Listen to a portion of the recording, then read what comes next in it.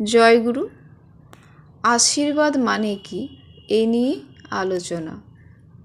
আশীর্বাদ মানে বেশিরভাগ সময় একটা হাতের তালু মাথায় একরকম ঠুকে দেয়। ঠাকুর বাড়ি থেকে আমি বেরোচ্ছি, একটা মা দেখলাম আমার পায়ের হাঁটার ওখানের চলার পথের ধুলো নিয়ে নিজের মাথায় স্পর্শ করছেন। আমি বললাম, এটা করে কি হবে? তার চেয়ে তুমি তোমার চলনটা তোমার গুরুর অনুসারে চলো, তবে যদি আপ্ত কিছু করতে পারো। আপ্তিকরণই প্রাপ্তি। এই পায়ের ধুলোটুলোতে কোনো জাদু নাই, না ঠাকুরও এটাকে উৎসাহিত করেছেন।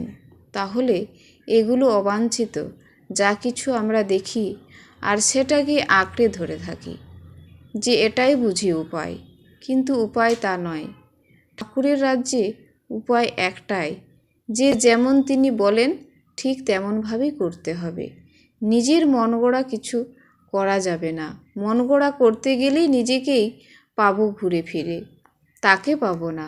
তিনি আমাদের মাঝে এসে বললেন, আশীর্বাদ মানে অনুশাসনবাদ। যে অনুশাসন পালন করে প্রাপ্তির পথ সুগম হয়, সেটাই আমাদের আশীর্বাদ। জয়গুরু। বন্দে পুরুষোত্তমম।